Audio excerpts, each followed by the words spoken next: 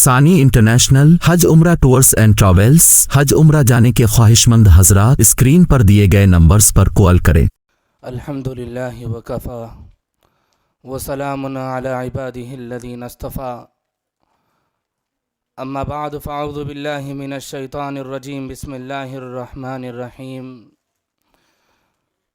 وَإِن كُنتُمْ عَلَى سَفَرٍ وَلَمْ تَجِدُوا كَاتِبًا فَرِهَانٌ مَقْبُوضَةٌ۔ وقال في موضع آخر كل نفس بما كسبت رهينة۔ صدق اللہ العلی العظیم۔ محترم و مکرم صدر اجلاس، علماء کرام، مفتیان عظام،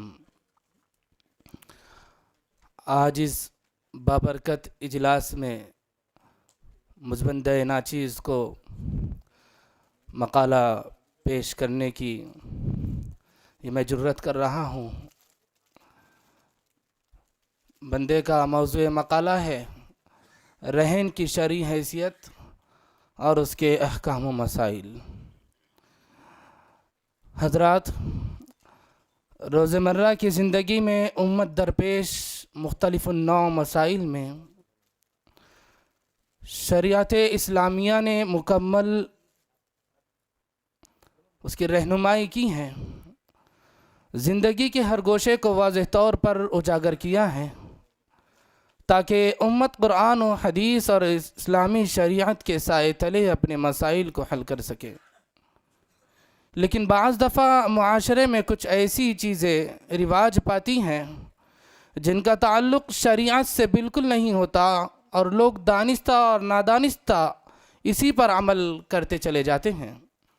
آج معاشرے میں رائج رہن، جس کو علاقائی زبان میں گروی کہا جاتا ہے، اس کا معاملہ بھی اسی قبیل سے تعلق رکھتا ہے، جس میں تقریباً 90% لوگ مال مرہون سے فائدہ اٹھانے کو مباح اور اپنا حق سمجھتے ہیں، حتیٰ کہ راہن اور مرتہن کوئی بھی اس کو قبیح اور غیر شرعی نہیں سمجھتا۔ ضرورت ہے کہ اس کی صحیح اسلامی صورت معلوم کر کے عمل کرنے کی۔ رہن کے لغوی معنی، الرہن هو حبس الشیء، رہن کے اصل معنی حبس اور روک رکھنے کے ہیں۔ قرآن کریم میں ارشاد ربانی ہے کل نفس بما کسبت رہینہ۔ یہاں رہینہ کا لفظ اسی معنی میں استعمال ہوا ہے۔ فقہی اصطلاح میں کسی حق کی وجہ سے کسی شے کو روک رکھنا جس کے ذریعے اس حق کو وصول کرنا ممکن ہو، رہن ہے۔ فجعل الشیء محبوسا بحق يمكن استیفاؤہ۔ رہن کا حق قرآن و حدیث دونوں سے ہے، رہن کا ثبوت قرآن و حدیث دونوں سے ہے۔ قرآن کریم میں اللہ فرماتے ہیں وَإِن كُنتُمْ عَلَى سَفَرٍ وَلَمْ تَجِدُوا كَاتِبًا فَرِهَانٌ مَقْبُوضَةٌ۔ اگر تم سفر میں ہو اور کوئی لکھنے والا نہ ملے تو کوئی چیز بطور رہن قبضے میں دے دو۔ رہن کا ثبوت حدیث سے، آقا نامدار نبی اکرم شفیع اعظم صلی اللہ علیہ وسلم نے یہودی سے کھانا خریدا اور اپنی زرع بطور رہن اس کے پاس رکھی۔ بخاری شریف کی روایت ہے، عائشہ رضی اللہ تعالی عنہا ان نبی صلی اللہ علیہ وسلم اشترى من یہود طعاما الى اجل ورہنہ درعہ او کما قال علیہ السلام۔ ارکان رہن کا رکن ایجاب و قبول ہے، واما رکن عقد الرہن فهو الایجاب والقبول، وهو ان يقول الراہن رہنتک هذا الشيء ويقول المرتہن ارتہنت او قبلت او رضیت۔ یعنی جس شخص پر دین باقی ہو وہ رہن کی پیشکش کرے اور دوسرا قبول کرے۔ بعض فقہ کا خیال ہے کہ رہن اپنی اصل اور روح کے اعتبار سے تبرع ہے، لہٰذا اس میں ایجاب کافی ہے، قبول ضروری نہیں۔ رہن کی شرطیں، رہن کے درست ہونے کے لیے جو شرطیں ہیں وہ 4 طرح کی ہیں۔ نمبر 1 خود رہن سے متعلق، نمبر 2 رہن رکھنے والے اور اس شخص سے متعلق جس کے پاس رہن رکھا جائے۔ فقہا کے یہاں رہن رکھنے والا راہن اور جس کا دین یعنی قرض باقی ہو وہ مرتہن کہلاتا ہے۔ تیسرے وہ شرطیں جو خود رہن رکھی جانے والی چیز یعنی مرہون سے متعلق ہوں۔ چوتھے وہ دین جس کے مقابلے میں رہن رکھا جاتا ہے یعنی مرہون بھی سے متعلق شرطیں۔ انہی 4 قسموں کی شرطوں کے ذیل میں رہن کے ضروری احکام آ جاتے ہیں۔ ایجاب و قبول کا صیغہ، خود رہن یعنی ایجاب و قبول کے صیغوں میں ضروری ہے کہ اس کو کسی شرط سے مشروط نہ کیا جائے اور نہ زمان مستقبل میں یا مستقبل میں رہن کا ایجاب و قبول ہو۔ بدائع الصنائع جلد نمبر 5 میں ہے کہ لا یکون معلق بشرط ولا مضاف الی وقت، شرط سے ایسی شرط مراد ہے جو معاملہ رہن کے تقاضوں کے خلاف ہو، مثلا یہ کہ مال مرہون کی قیمت سے صاحب دین یعنی قرض والے کو اپنا دین یعنی قرض وصول کرنے کا حق نہیں ہوگا، یا یہ کہ اتنی مدت تک ہی مال رہن صاحب دین کے پاس رہے گا وغیرہ۔ حضرت امام ابو حنیفہ رحمۃ اللہ علیہ کے نزدیک اس قسم کی شرطوں سے رہن ہی باطل ہو جائے گا۔ حضرت امام شافعی رحمہ اللہ کے نزدیک شرط غیر معتبر ہوگی لیکن خود رہن درست ہوگا۔ حضرت امام احمد رحمہ اللہ سے دونوں طرح کے اقوال منقول ہے، یہی رائے فقہائے مالکیہ کی بھی ہیں۔ فریقین سے متعلق شرط، رہن کے معاملے میں فریقین سے متعلق شرط یہ ہے کہ وہ صاحب عقل ہو، چنانچہ پاگل اور کم عمر بچہ جسے ابھی عقل نہ آئی ہو رہن کا معاملہ نہیں کر سکتا۔ البتہ بالغ ہونا ضروری نہیں، نابالغ مگر صاحب عقل رہن کا معاملہ کر سکتا ہے۔ بنیادی طور پر فقہا نے اس معاملے کو وہی درجہ دیا ہے جو خرید و فروخت کا ہے۔ وَأَمَّا الَّذِي بدائع الصنائع جلد نمبر 5 میں ہے کہ وَأَمَّا الَّذِي يَرْجِعُ إِلَى الرَّاهِنِ وَالْمُرْتَهِنِ فَعَقْلَهُمَا حَتَّى لا يجوز الرهن والارتهان من المجنون والصبي الذي لا يعقل، فأما البلوغ فليس بشرط وكذا الحرية حتى يجوز من الصبي المأذون والعبد المأذون لأن ذلك من الطوابع التجاري فيملكه من يملك التجارة۔ حضرت امام شافعی رحمہ اللہ کے نزدیک نابالغ کی طرف سے معاملہ رہن صحیح نہیں۔ یہ ضروری نہیں کہ معاملہ رہن کا معاملہ کرنے والا سفر کی حالت میں ہو۔ قرآن مجید میں گو رہن کے ساتھ سفر کی قید مذکور ہے مگر اس کی حیثیت محض اتفاقی ہے، اس لیے خود آپ صلی اللہ علیہ وسلم سے مدینے میں یہودی سے رہن رکھنا ثابت ہے۔ وَكَذَا السَّفَرُ لَيْسَ بِشَرْطٍ لِجَوَازِ الرَّهْنِ فَيَجُوزُ الرَّهْنُ فِي السَّفَرِ وَالْحَضَرِ جَمِيعًا لِمَا رُوِيَ أَنَّ رَسُولَ اللَّهِ صلى الله عليه وسلم استقرض بالمدينة من يهود طعاما ورهنه به درعه۔ بدائع الصنائع جلد نمبر 5 کتاب الرہن صفحہ نمبر 155۔ مال رہن سے متعلق شرط، جس مال کو رہن کے طور پر رکھا جائے اس کے لیے ضروری ہے کہ وہ ایسی چیز ہو جس کی خرید و فروخت درست ہو۔ احناف کے یہاں مال مرہون کے سلسلے میں بنیادی اصول یہ ہے کہ ما یجوز بیعہ یجوز رہنہ وما لا یجوز بیعہ لا یجوز رہنہ، بحوالہ الفتاوی الہندیہ جلد نمبر 5 کتاب الرہن صفحہ نمبر 519۔ چنانچہ ایسی چیزیں جو موجود نہ ہوں یا جن کے وجود و عدم دونوں کا احتمال ہو ان کا رہن رکھنا درست نہیں۔ مثلا یہ کہ اس سال ہونے والی کھجور کی پیداوار کو رہن رکھتا ہوں، صحیح نہیں ہے۔ اسی طرح ایسی چیز جن کو شریعت مال تسلیم نہیں کرتی جیسے مردار اور خون وغیرہ، ان کو بھی رہن نہیں رکھ سکتے۔ معاملے کے دونوں فریق مسلمان ہو تو شراب اور خنزیر کا بھی یہی حکم ہے۔ بدائع الصنائع میں ہے کہ فلا یجوز رہن ما لیس بموجود عند العقد ولا رہن ما يحتمل الوجود والعدم كذا اذا رهن ما يثمر نخيله العام او ما ترد اغنامه السنه او ما في بطن هذه الجاريه ونحو ذلك الى اخر العباره۔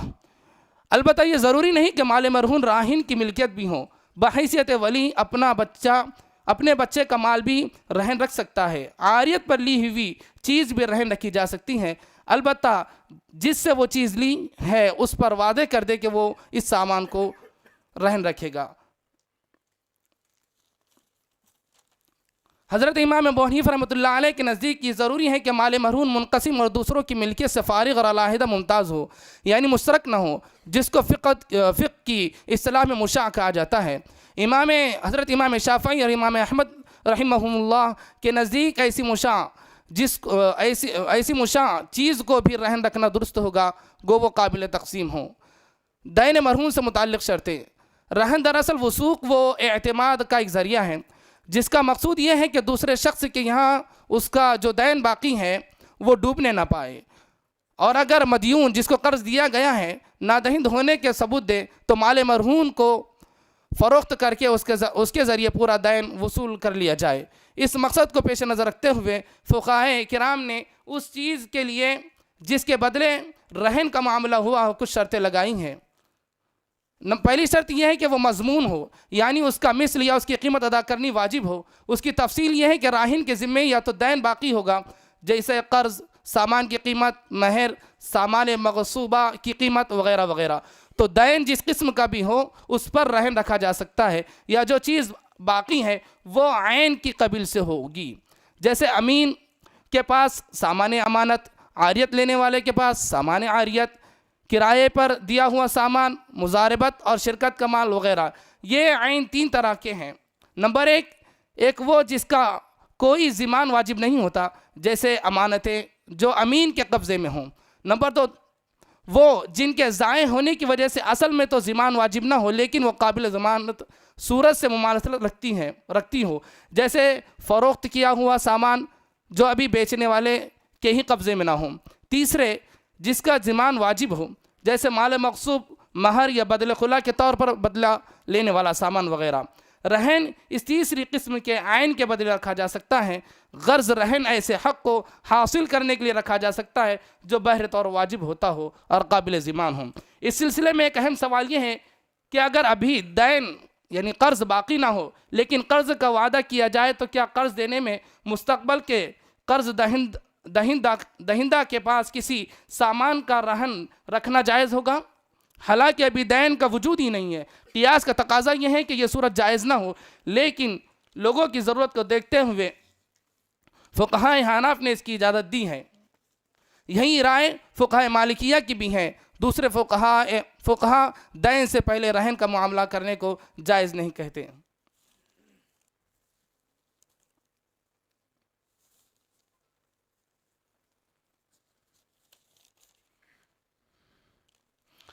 احکام مسائل، رہن کے مسائل چند کئی ہیں، لیکن ہم وقت کی قلت کی وجہ سے اس کو مختصراً بیان کیے دیتے ہیں کہ گروی جو ہمارے پاس آج بہت زیادہ ہماری سوسائٹی میں چلتا ہے کہ گروی مکان لینا اور اس میں رہائش رکھنا یعنی اس میں رہنا۔ تو اگر آپ کے پاس کوئی شخص مکان گروی رکھتا ہے اور کچھ قرض وغیرہ لیتا ہے تو یہ مکان مرہون یعنی گروی ہے، آپ مرتہن ہیں اور بلا اجرت اس گھر کا استعمال کرنا آپ کے لیے جائز نہیں ہے، لیکن رہن کا مکان میں راہن کی اجازت سے کرائے پر رہ سکتے ہیں۔ لیکن اس صورت میں پہلا معاملہ عقد رہن کا ختم ہو جائے گا اور اس پر اجارہ یعنی کرایہ داری کے احکام جاری ہوں گے۔ اور اگر گروی کے عوض ہی اس میں رہائشی رکھی گئی تو یہ اپنے قرض سے نفع اٹھانا ہے جو شرعاً سود کے حکم میں ہے۔ نیز اس مکان کا کرایہ بھی مارکیٹ ریٹ کے مطابق ہونا ضروری ہے۔ آج ہمارے پاس یہ ہوتا ہے کہ ہم گھر تو رکھتے ہیں، 2 لاکھ روپے میں ہم نے پیسہ دیا ہے، اس کا گھر رکھتے ہیں اور اس سے جائز شکل نکالنے کی کوشش کر رہے ہیں کہ وہ گھر تو لے رہے ہیں اور ہم 1000 روپیہ اس کو کرایہ دے رہے ہیں، جبکہ وہ مارکیٹ ریٹ سے بہت گرا ہوا ہے۔ تو یہ سود کے حکم میں ہے، یہ جائز نہیں ہے۔ لا يحل له ان ينتفع، حاشیہ رد المختار علی الدر المختار میں ہے کہ ولا يحل له ان ينتفع بشيء منه بوجه من الوجوه وان اذن له الراهن لانه اذن له في الربا لانه يستوفي دينه كاملا فتبقى له المنفعه فضلا فتكون الربا وهذا امر عظيم۔ دعا کرتے ہیں کہ اللہ تبارک و تعالی ہمیں اس ربا اور سود والی لعنت سے ہم سب کی حفاظت فرمائے اور اللہ تبارک و تعالی ہمیں صحیح سمجھ اور عقل سلیم عطا فرمائے۔ آمین یا رب العالمین۔